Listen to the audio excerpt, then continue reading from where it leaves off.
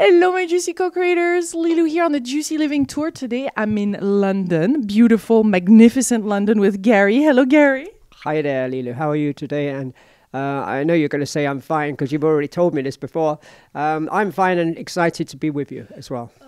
Thank you. I love people like you because I could read so much in your eyes. I'm not an eye reader, but I think all of us have this capacity to connect with other human beings and detect when it's real, when it feels good, and when there is something deep and meaningful. So I really appreciate that about you. Just you showing up is awesome. Thank you to a co-creator out there that sent a suggestion through the site, and I told me about you. And you're actually very famous in around the world and especially in the UK for your palmistry. Well, it's amazing to me as well. You know how you speak, and I love it. So I've got a bit of a French accent, but I hope you'll understand and will certainly understand every word. Yeah, you know I'm a palmist, international palmist. Read many people's hands throughout the world. I spend time in India as well, reading hands actually. Yeah, many people from around the world. It's an interesting thing. I spent many years reading people's palms, actually coming from my grandfather, mother, who also did palmistry. So it's like a third generation, if you like. And now, you know. And you're not only a palmist, but you're also a spiritual healer. So there is a full scope that we're going to look at. And we're also even going to speak of the law of attraction. I know many people are aware of the law of attraction, but it's really about life, isn't it? And you're able to, what is this palmistry? What happens? You look at the hand and what is going on there, really? I wonder myself sometimes. A lot of it's intuition, but I could teach palmistry to anyone, you know. There's a lot of work involved and that. Bit like being like Sherlock Holmes, if you like, and putting the pieces together and like in a jigsaw puzzle. And lines do change on the hand. Most people think they're static and nothing changes. Both hands, the lines change actually, and I would say on an average of maybe 3 months, sometimes less, sometimes more, depending on the person.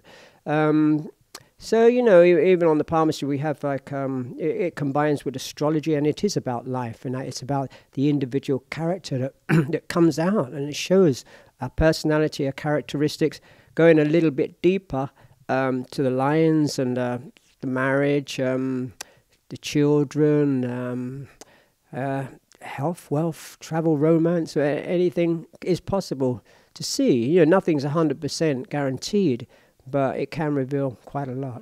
What makes an accurate reading then? Because in the world of palmistry, you're renowned and people look up to you. So what makes a good one?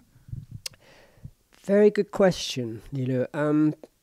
I think if a person's open and receptive to receiving, not expecting too much, just being and I find skeptics the best customers, the best clients actually, because they don't believe and all of a sudden, but it's not, you know, this one end of the scale to the other. It's about not blocking your own energies, you know, being open to everything is possible. You don't have to believe in it necessarily, but not kind of being too suspicious and blocking your energy, even though, like I say, a skeptic can be amazed with readings and that, you know. So it depends on the individual person quite often, you know, the rapport when someone sits down, a bit like selling a house or a car, really, you know, you got that rapport and it works, it's flowing. And it's not so much someone to say they may be gullible or open to it. It's just a flowing energy, a vibration that sometimes we can all connect on, and there are many people that resist the changes in life. Maybe they're not quite ready at times, and sometimes I may say something to them, you know, maybe they're ready to accept it, maybe they're not, but that would be their choice, and that, you know, and it goes a long way, really. In the world of clairvoyance and palmistry and all that, there is a lot of misconception, and a lot of people see charlatans and all kind of. How do you determine a good one versus a not so good one? Because there's so much going on in that area. I mean, it must really. Yeah. I mean, I've seen a few around. They come and go. I mean, I try to be as honest as possible. You know, maybe I'm not 100% accurate all the time, but I try to be honest to the client. I always tell the person who comes to see me, I said, you know, you don't have to take my word for what I'm telling you. If it feels right, if it rings true within yourself, then that's right for you. You know, so kind of like be aware, and that, you know, I'm not sort of saying, you know, have your palm read and this is that and everything. You know, I'm saying be aware of yourself, because everything comes from within, and to know yourself and that kind of thing. Yeah. Then what is your understanding of reality? How does this really work? Because how can we see the future, whereas at the same time we're actor and we're... Sure. I mean, I try not to predict the future, really, because potential future, this is where the law of attraction comes in, that sort of thing. And, you know, we're attracting everything in our lives every minute of the day. You know, it's kind of like, again, you know, it's the intuition, it's knowing our true selves, what really works for us, and that, you know, yeah. Because it's a resonance, huh? It's a constant resonance with what we attract in our life. But it feels like you're saying it changes every 3 months. Well, I mean, I would say on average, sometimes a little more for some people. You know, some people will come back to me 1 year later, 5 years later, 10 years later. Other people might be coming 3 months. I always say to them, don't come too soon, because it's a bit like, you know, you're looking for something and you're not quite listening. And a lot of people do that. They go to many different people, you know, tarots and all kinds of people, clairvoyants, and they're not always listening. Like, again, you know, coming back to the self, to understand our true selves. When you get an answer, if it rings true, listen to yourself, listen to that vibration, listen to your instincts, and, you know, and be guided by that. You know, not totally, but obviously you have your own choice of direction. But you know, take it all in, and you know, what's going on, really. And how do you see like negative events, or do you go even into those when you do readings? I try to find, I kind of work on a balanced sort of attitude. Being a therapist, I am promoting people's well-being rather than creating more negativity. And you have to be very careful, especially with, you know, young people and like young girls, and like very, very open to suggestion. The last thing I want to do is plant a lot of things in their head and them going off worrying about something. I work on a principle that I am promoting the positivity. If I should see something negative in the hand, I wouldn't frighten them, because I could be totally wrong for a start, you know, just by speaking out to something, you know, drastic statements like that. I could say to them, you know, there may be, this could be a stressful time for you, or something like that, you know, something showing up. Is there anything going on at the moment? Usually it's to do with relationships and like, something like that, you know. But, you know, I try to find a balance. I'm not hiding anything, but I'm not sort of... there's a thin line, you know. A lot of people cross that line, and people worry about it. And, you know, it's the law of attraction again. You know, we're creating these... So I try to give a bit like getting out a roadmap, if you like, you know, pointing you in a direction, sort of saying, well, you know, there's West Brompton Road down the road there, and if you do a right and a left and a right... that's where you're going, but you're going that way anyway. I'm just pointing it, I'm bringing it to the surface. I'm bringing these things to the surface that you already know, because we know everything through our subconscious mind. It's only that we're trying to control the conscious state, you know, that we're unaware of this most of the time. And so it's being aware of this. And again, going back to that, if something rings true, then maybe it's right for you, you know. Always going back to that, and we have the answers within. Totally, we know everything. You know, it's. I think, and I'd like to say that the body, you know, the body and the mind is separate from our true selves, and we may be guided by the higher self, the higher force, whatever you like to say, God, the universe, and it's kind of knowing and being aware of that we are not really the doers, but we are kind of acting out in the conscious state. And if we're kind of aware of that sort of thing, then everything can be fine as well. You know, we can just carry on our everyday lives, knowing our true selves within. How do you know it's right for you when you make decisions in your life? How do you know?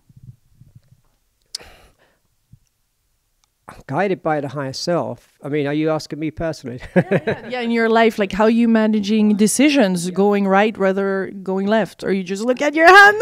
Sometimes. And tell me. Well, when I'm waiting for my partner in Tesco's, or not Tesco's, Waitrose actually, then yeah, I'll give it a quick look at that. But for me, I mean, things like meditation and knowing the self, the balance, the alignment within ourselves, and that if we can know our true self, we can be guided by that. And like I say, it's not so much our true selves, it's the two eyes, the ego and the true self within. And that's, our subconscious mind knows everything. It's like a video recorder. It records our whole entire life cycle and beyond, past lives. It's knowing who we are. This is the key. Once we know who we are, externally things can take care of themselves, and that, and that is the intuition. Goes beyond intuition, but it's kind of not forcing anything, not going against the grain. Even with the law of attraction, allowing it to flow. Allowing it to accept, embrace it. The flow is nice. Yeah. Like the main thing is to get back in the flow. We do wander. We do stray from time to time, and that's why we need to remember. And little things do bring us back when we go off the path. Yeah, I find it amazing how the more we're on the path, the more there's a little hint right away. Showing us, okay, this is back here. You become. Actually, I heard a story once. There are two angels that will guide you, and if you should go deviate from that path and that without choice. Maybe you start getting into the material world a little bit more, drinking, smoking, gambling, and you'll still get help with another two angels, a bit like shift work, really. They'll take over and take us down the other path, but you'll always get help. So that again, it's knowing who we are, knowing our true selves, and what really rings, what's right for you, really. But the best way to help other people as well, deviating a little bit here, is to let them be aware of their true selves, their higher self, in that sense. I would love to see an example since I'm here. How does it work actually? Do you read the left or the right hand, and how does... As you're holding the microphone, I could... straight on. Which hand do you use for writing? Oh, the right hand. Okay. So what does the right hand is? What does it represent? Normally if a person's right-handed, I would read the left hand. Sorry, I was holding the mic. You see, I'm already hypnotized at this stage. Sorry. Oops.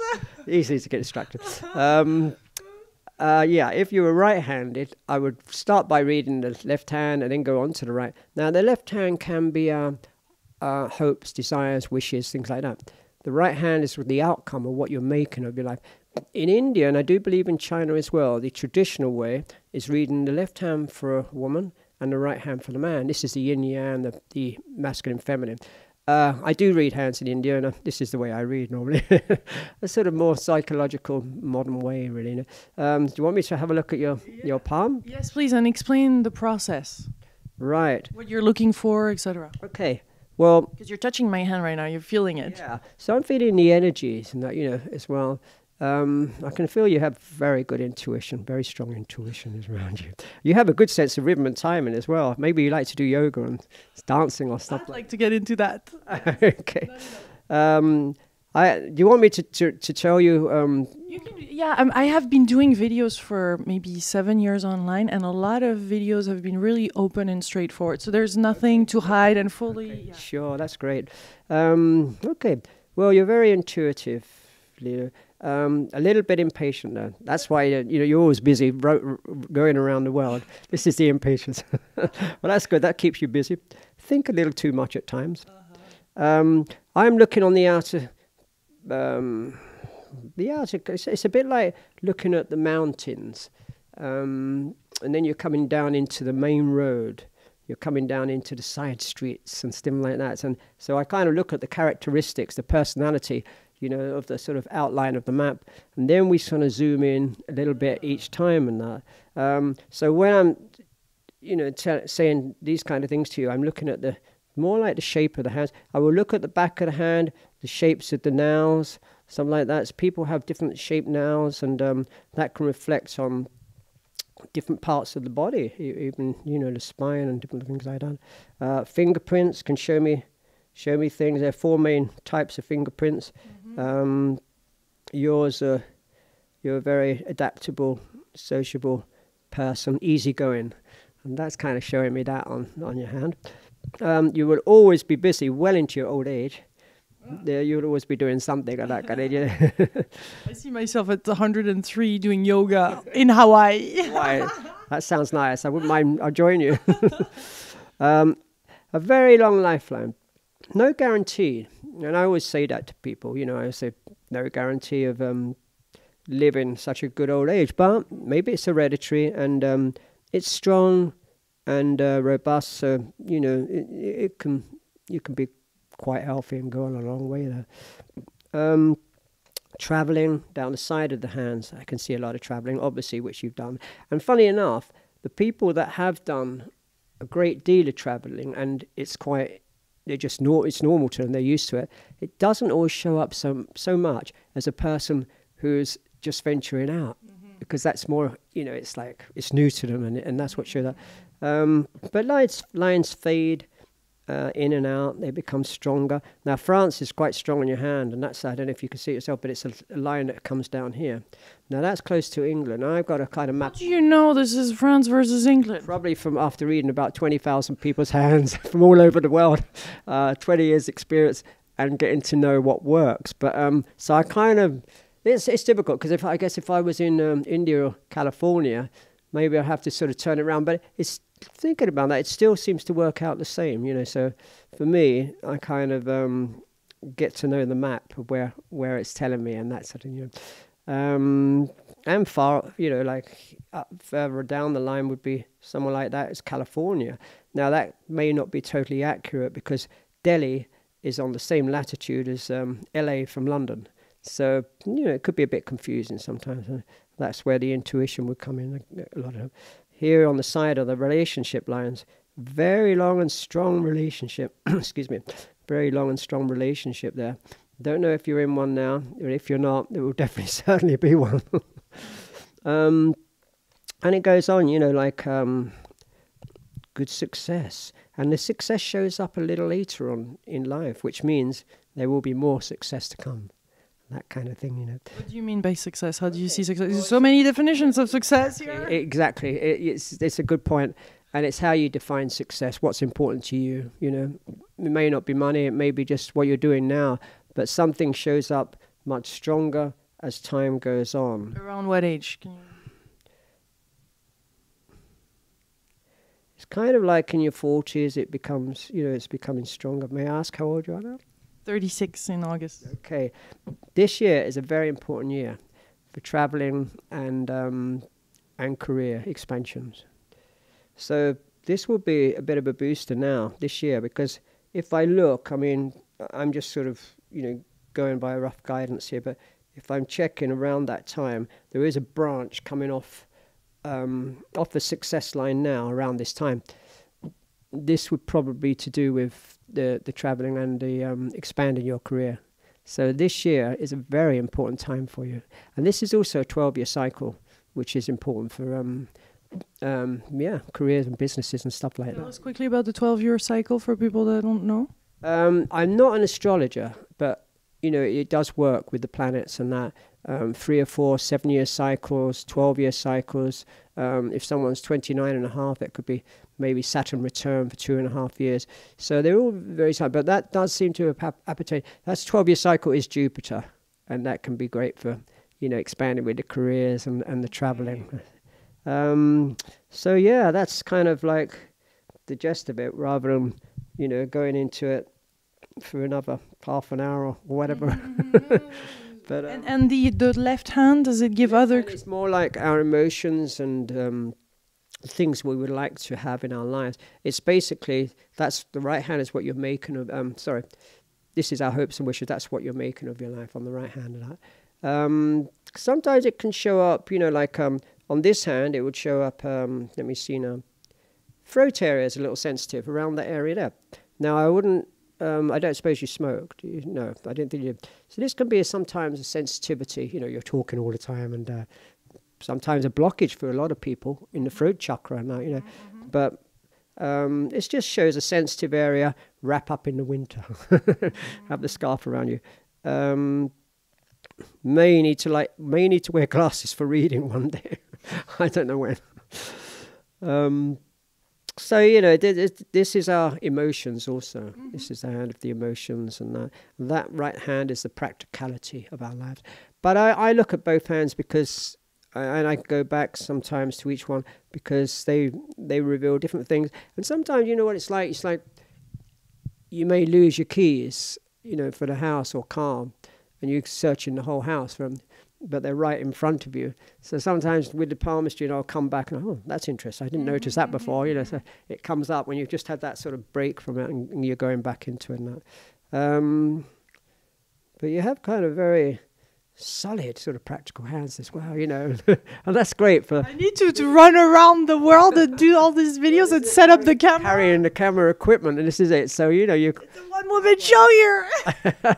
So you got quite a, you know, there's a lot of energy there. It's a lot of energy, and I really appreciate that. And I think it's so important to bring it to the practical aspect, because otherwise it stays out there, and I'm all about bringing it into life and experiencing it, and to demystify also, because there's so many things out there that are seen like strange or whatever, and in fact when you try and you allow yourself to experience something, there's something very beautiful and unique, and that you haven't experienced yet that you can experience. No, that's true. Actually, it's excuse me, it's being open to and receptive to what is, and that, you know, I mean, we don't have to jump off a cliff to experience things, but everything is out there, and you know, it's kind of like how you're perceiving the world.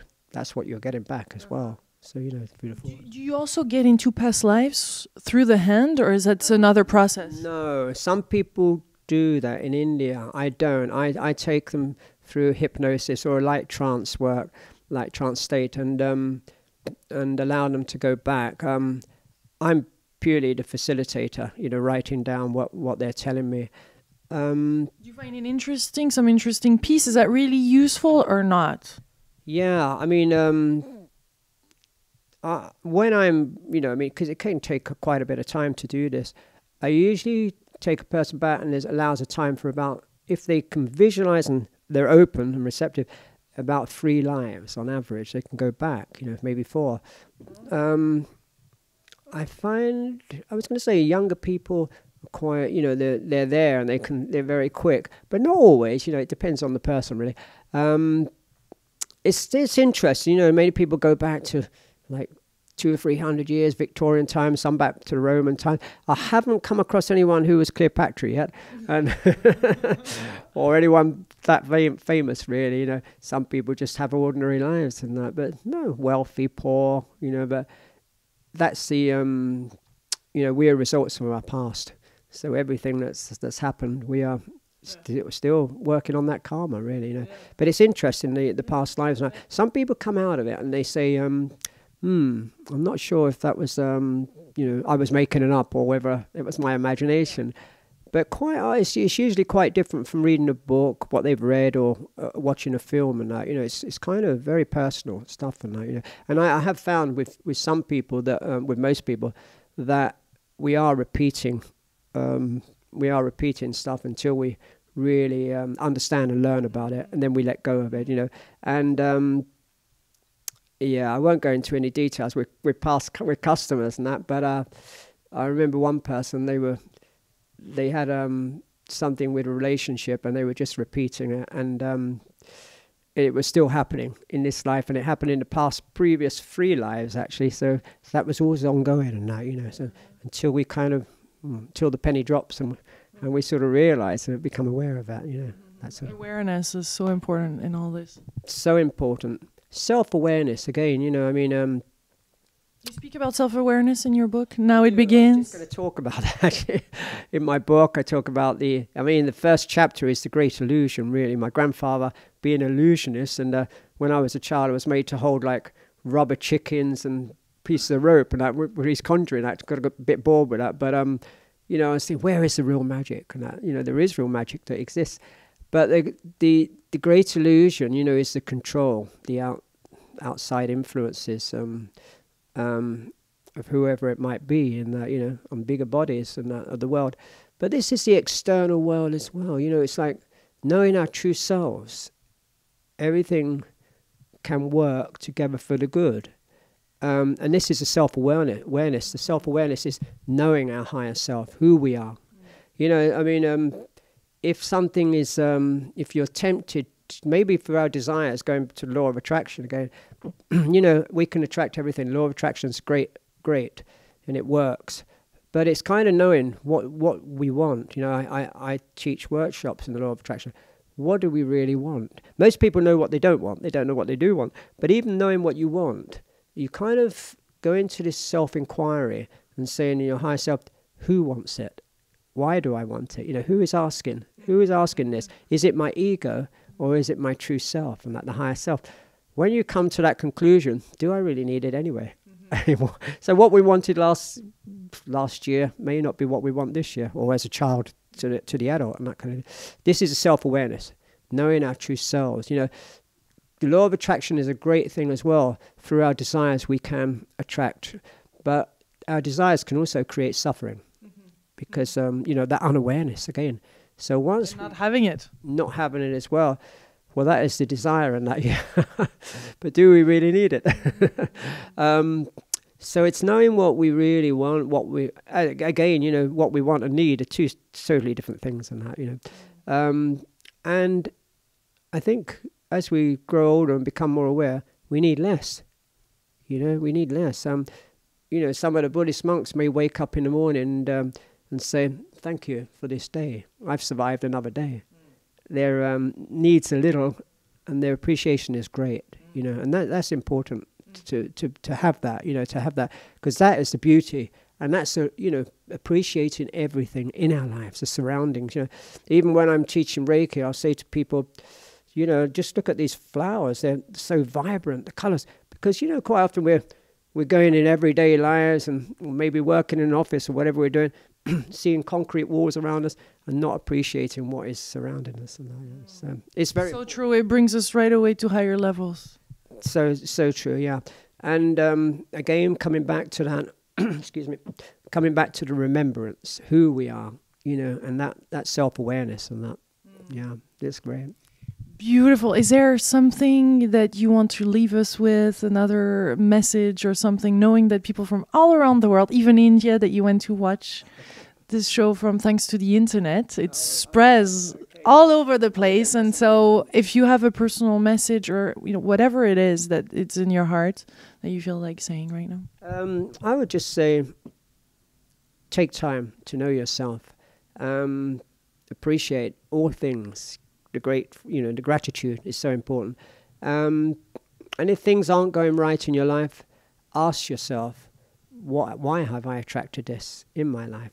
There's always a reason, there's always a message, and it's knowing that, But the finer tuning, the more you work on it, the more aligned you become, the quicker you will know, the quicker you will have the answers from the universe. You sometimes travels overseas to see clients? I thought you were going to say, do I travel over the universe? I'm sure you do. Yeah, the astral projection. I have done a little bit. Well, I do in India, People come to you generally. Yeah, one woman from Calcutta flew all the way to Goa. That's over 1,000 miles to see me in India. But people do come to me in London. I see people from all over the world where I work, in Camden. So central. I wish we were there today. I'm doing so many interviews. My Juicy Co-creators, they're coming to me. You're so famous. No, it's just that I want to be able to do the most of Yeah. That's beautiful. You're doing a great job. I don't know really. My future plan, if I have one, I'd love to sort of travel the world and see more people. Do a few workshops and stuff like that. I love it. I've done a little bit with here and there, but I go to India for quite a while and I escape the winters and night. So I do a lot of work there as well. And people are very, there's that. They can be very materialistic out there, but there's always that underlying spirituality that's there, and that's what I like about Asia itself. Really, as an intuitive, I can see many travels. Well, we have travelled a lot, my partner and I. Yeah, but I never stop traveling. I always love it. Beautiful. Well, thank you so much, Gary, for coming. You. It's really nice to be here, and thank you for inviting me. Actually, it's great. It was wonderful. My Juicy co-creators, hope you have enjoyed this. Please share this video. Thank you for your support. I send you much love. Many blessings to you, and see you very soon for another juicy video. Bye-bye.